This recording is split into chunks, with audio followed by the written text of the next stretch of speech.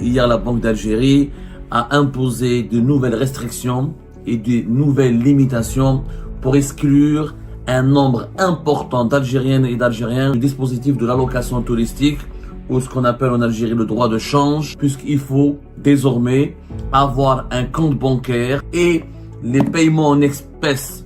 Les paiements en espèces pour récupérer les 750 € sont aujourd'hui bannis. Les réserves de change sont en train de diminuer drastiquement. Et on cherche à retirer un droit aux Algériens et aux Algériens en leur compliquant l'existence. Les autorités algériennes ont demandé à travers la Banque d'Algérie aux banques algériennes de filtrer les demandeurs de droit de change. Il faut que le demandeur d'allocation touristique prouve qu'il a la capacité financière d'obtenir en échange d'obtenir ces fameux 750 €. En clair, les banques en Algérie maintenant vont demander des fiches de paye, des justificatifs financiers. Ils vont privilégier les gens qui sont riches, les gens qui ont vraiment de l'argent, au détriment des personnes qui n'ont pas d'argent, qui ne sont pas riches. Si tu es chômeur, tu travailles pas, il y a des chômeurs en Algérie.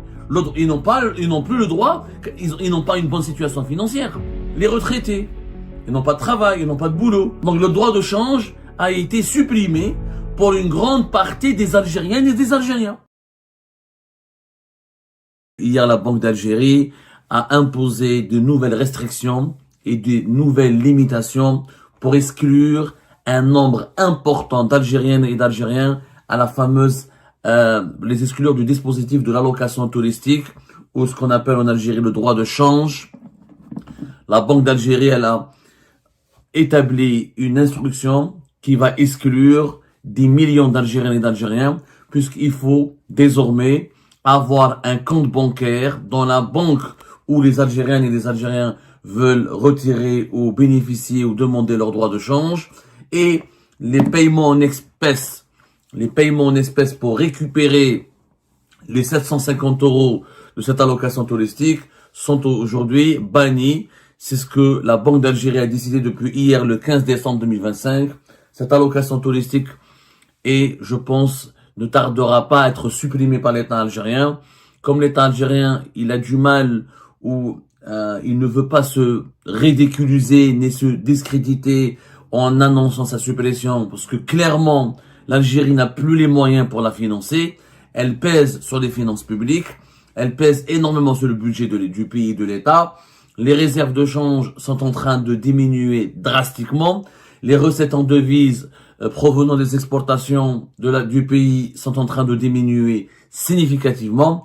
Comme les autorités ne veulent pas dire la vérité amère sur leur échec, leur incapacité à redresser la situation économique du pays, on cherche à retirer un droit aux Algériens et aux Algériens en leur compliquant l'existence, en dressant des obstacles injustes et insurmontables. Alors, je m'explique. Voici l'instruction qui a été adressée hier par la Banque d'Algérie aux banques algériennes. Elle est là voici son texte. C'est un texte officiel. Qu'est-ce que nous apprend ce nouveau texte de la Banque d'Algérie? Il s'agit de l'instruction numéro 01 DGIG 2025 du 15 décembre 2025. En application, je vous lis textuellement ce qui a été écrit, ce qui a été dicté aux banques algériennes, ce qui a été demandé, ou les nouvelles obligations qui ont été demandées aux banques algériennes. Ensuite, on va faire un commentaire. En application de l'instruction numéro 05-25 du 17 juillet 2025, relative au droit de change pour voyage à l'étranger. La présente note a pour objet de préciser les modalités de mise en œuvre des conditions d'octroi du dit droit. Il est ainsi rappelé aux banques la nécessité d'observer rigoureusement les prescriptions de l'instruction numéro 05-25 de 2020, numéro 05-2025, notamment celle de son article 10, et d'appliquer systématiquement les dispositions législatives et réglementaires en vigueur à l'effet de s'assurer que les capacités financières du bénéficiaire effectif lui permettent de s'acquitter du montant afférent à l'opération pour son propre compte et au profit des personnes apparentées, tel que défini dans l'instruction numéro 5-2025.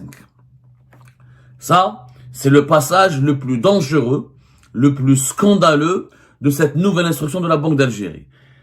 Je suis sûr que la majorité des Algériennes et des Algériens n'ont pas relevé la profondeur ou la radicalité ou la nouveauté de cette nouvelle disposition qui est imposée par la Banque d'Algérie. Je vous relis plutôt. Il est ainsi rappelé aux banques la nécessité d'observer rigoureusement les prescriptions de l'instruction numéro 5/2025, notamment celle de son article 10, et de s'appuyer et de appliquer systématiquement les dispositions législatives et réglementaires en vigueur, à l'effet de s'assurer que les capacités financières du bénéficiaire effectif lui permettent de s'acquitter du montant afférent à l'opération pour son propre compte et ou au profit des personnes apparentées telles que définies dans l'instruction numéro 05/25. Écoutez bien, s'assurer que les capacités financières du bénéficiaire effectif lui permettent de s'acquitter du montant.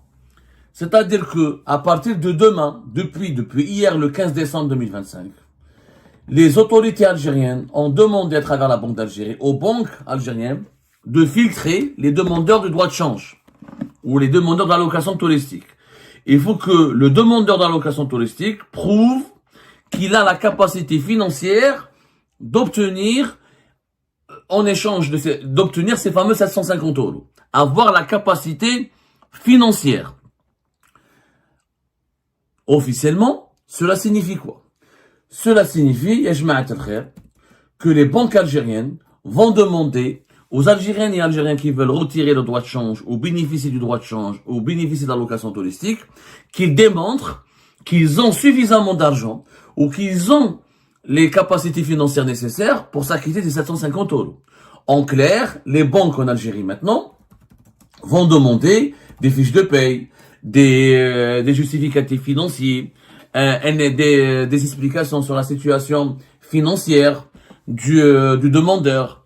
En réalité, en clair, encore une fois, ça veut dire quoi? Ça veut dire, pour être totalement transparent avec vous, les banques vont filtrer, ils vont privilégier les gens qui sont riches, les gens qui ont vraiment de l'argent, au détriment des personnes qui n'ont pas d'argent, qui ne sont pas riches.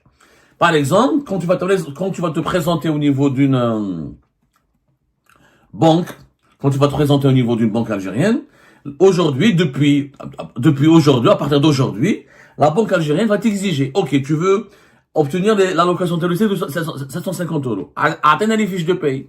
Donne-nous les fiches de paye qui prouvent que tu es bien payé. Si par exemple, tu es payé moins de 30 000 dinars, ou moins de 40 000 dinars, les banques algériennes peuvent vous dire, désolé, vous n'avez pas les capacités financières.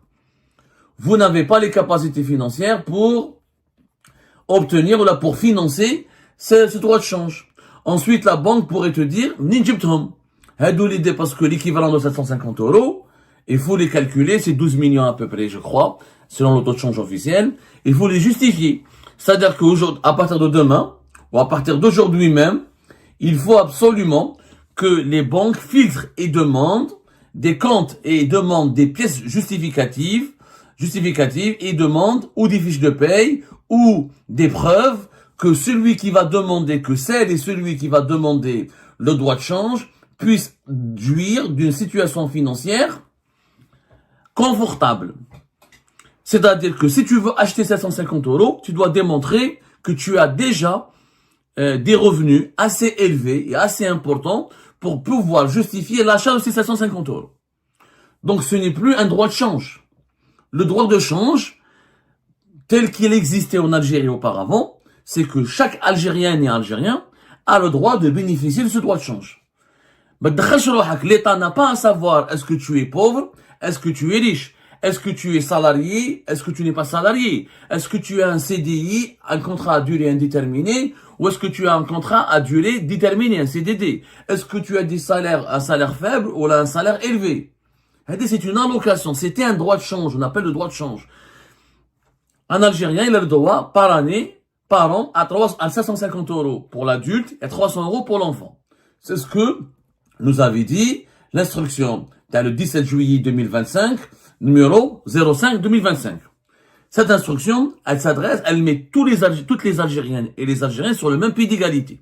Tout le monde a le droit à 750 euros et à 3 pour les adultes et à 300 euros pour les enfants. Depuis hier, cette égalité, ou cette, comment dirais-je, cette égalité entre les citoyennes et les citoyens a été rompue. Ce principe a été abandonné, puisque maintenant les banques, je répète, doivent s'assurer que les capacités financières du bénéficiaire effectif lui permettent de s'acquitter du montant afférent.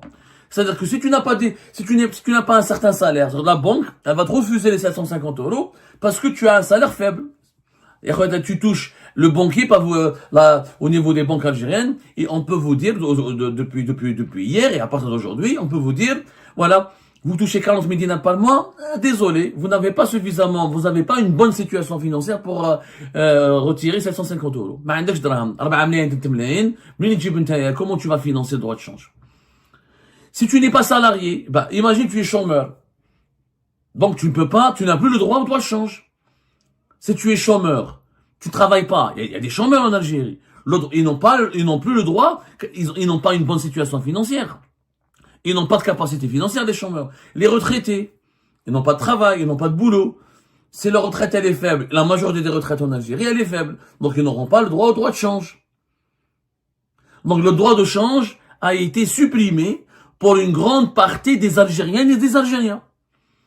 La Banque d'Algérie, elle utilise de façon machiavélique et de façon hypocrite et malhonnête surtout, un langage technique et technocratique pour ne pas choquer la population algérienne. Mais en réalité, depuis hier, les pauvres Algériens, les chômeurs algériens, les retraités algériens, les femmes au foyer, les femmes, les mères célibataires, qui n'ont pas de revenus, qui n'ont pas une bonne situation financière, ils n'ont plus le droit à l'allocation touristique.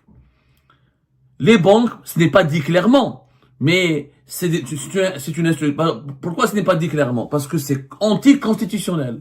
La constitution algérienne, elle interdit de discriminer les Algériennes et les Algériens, ou de les diviser, ou de les distinguer selon leur revenu, ou selon leur classe sociale. Ça, c'est de la discrimination. Le droit de change, c'est un droit donné à toutes les Algériennes et les Algériens. Il est pauvre, il est pas pauvre, il est orphelin, il est chômeur, il va s'endetter, il va prendre des 750 euros. C'est un droit citoyen. Tout le monde a le droit à une allocation en devise pour ses propres besoins. Quand on doit aller à l'étranger, il faut des devises. Je suis chômeur, mais je peux voyager. J'ai un parent qui m'offre mon voyage, qui me paye mon billet, etc. Je ne suis pas bien payé, mais je peux m'endetter, je peux emprunter de l'argent. Les banques, la Banque d'Algérie, ou les banques algériennes, ou les autorités algériennes, quelle que soit leur nature et leur fonction, elles n'ont pas le droit d'exclure des Algériennes et des Algériens de ce droit de change en se basant sur leur situation financière. T'as pas le droit. C'est pas un investissement, c'est pas un crédit que l'État y fait aux citoyens. C'est une donation. C'est une allocation. Non, mais les dirigeants algériens, il faut à un moment donné qu'ils se réveillent. On méprise tellement les citoyennes et les citoyens, on est en train d'insulter la dignité et l'honneur du peuple algérien. À un moment donné, bzef, c'est un peuple là, c'est pas des troupeaux, c'est pas du bétail. Egypte dinar, il s'endette, il fait un prêt, il a des économies, il travaille au noir.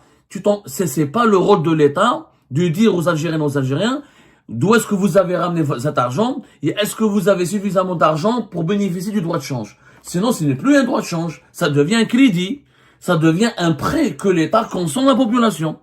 Ce n'est plus un droit de change. Donc le droit de change, il a été supprimé, clairement. Je rappelle qu'il y a dans la Constitution algérienne, je vais vous donner des articles de loi, par exemple l'article 34 de la Constitution algérienne qui stipule que l'État garantit l'égalité entre toutes les citoyennes et tous les citoyens devant la loi, sans aucune discrimination fondée sur la naissance, la race, le sexe, l'opinion ou toute autre condition ou circonstance personnelle ou sociale.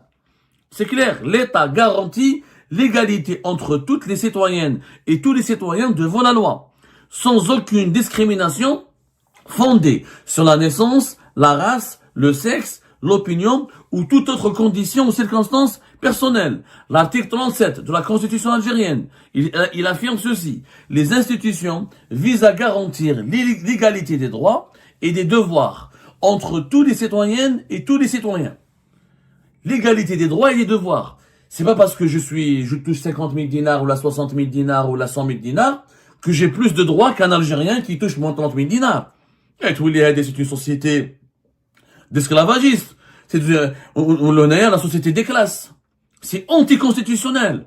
Moi, je demande aux avocats algériens et je demande à toutes les Algériennes et Algériens d'aller déposer plainte dans tous les tribunaux administratifs de leur pays et de saisir la Cour constitutionnelle. L'instruction de la Banque d'Algérie qui exclut les pauvres algériens, les nécessiteux, les chômeurs, les personnes aux faibles revenus, cette instruction de la Banque d'Algérie, elle est anticonstitutionnelle.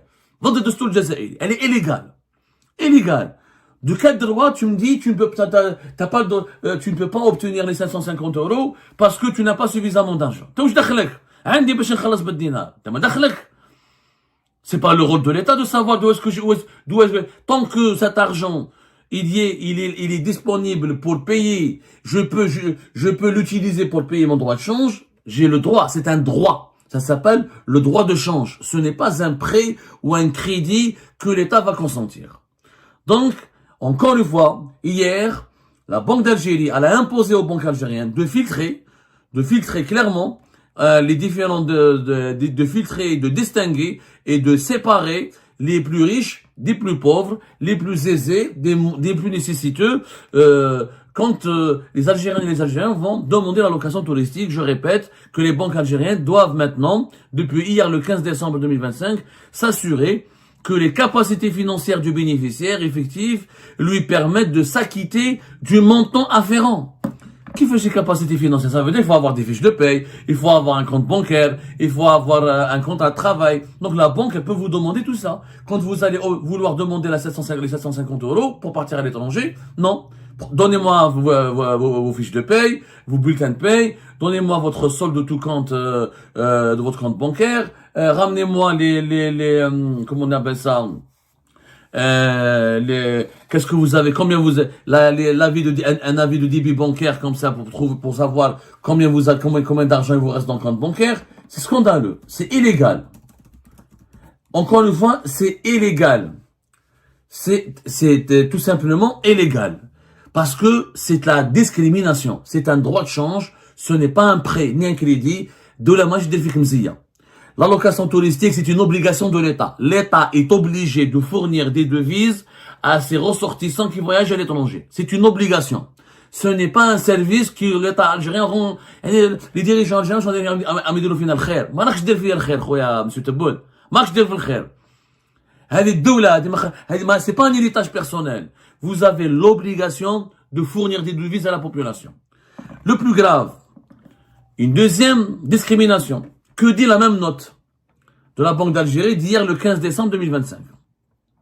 Dans ce cadre, l'octroi de ce droit de change est désormais subordonné à la détention par le demandeur d'un compte bancaire ouvert auprès de la banque domiciliaire. Les banques doivent à ce titre mettre en œuvre l'ensemble des mesures de vigilance prévues par les textes en vigueur, notamment celles relatives à la connaissance du client, à la vérification de l'identité, à l'évaluation de la cohérence des opérations avec le profit du titulaire.